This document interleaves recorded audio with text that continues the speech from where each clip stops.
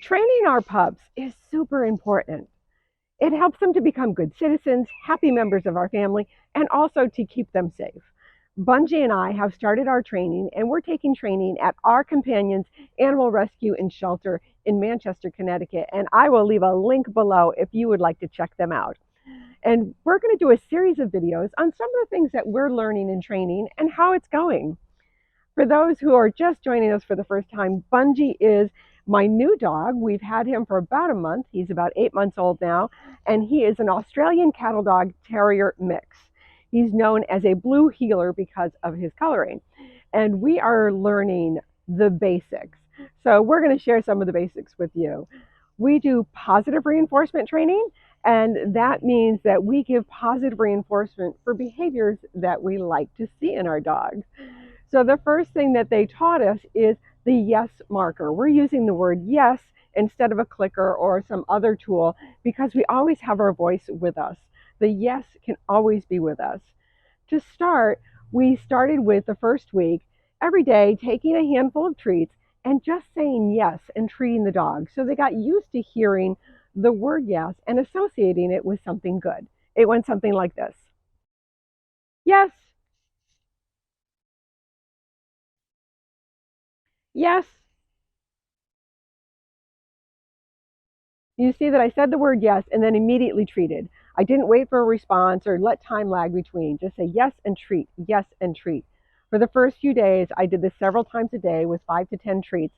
And this taught him that the word yes is associated with something good.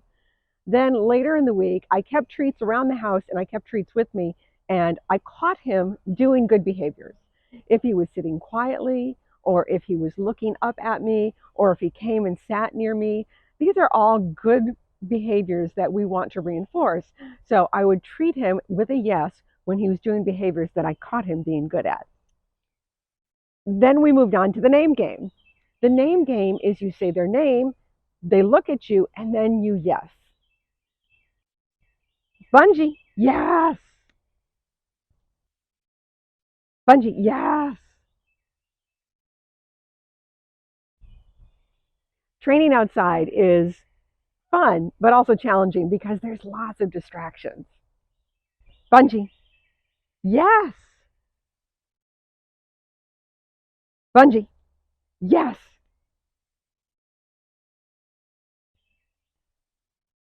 Bunji, yes. When I said his name and he turned and looked at me, then I did yes and treat.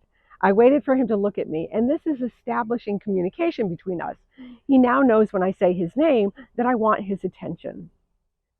Bonus tip for today, leash walking. In one of our first classes, they taught us some tips on how to safely walk on a leash with our dog.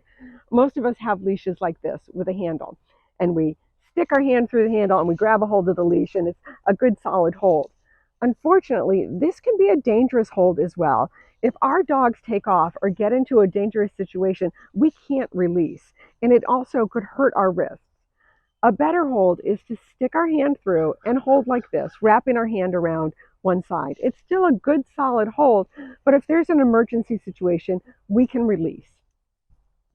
The other thing they taught us is how to walk our dogs. A lot of times we walk our dogs with our arm extended and the dog out in front of us. This puts all the pressure on our shoulder. Again, if there's an emergency situation and the dog takes off or the dog is pulling, it's pulling on our shoulder, which is not really a strong part of us, and we risk getting hurt and also losing control of the dog. A better way to hold, they taught us, is to hold it at our sternum.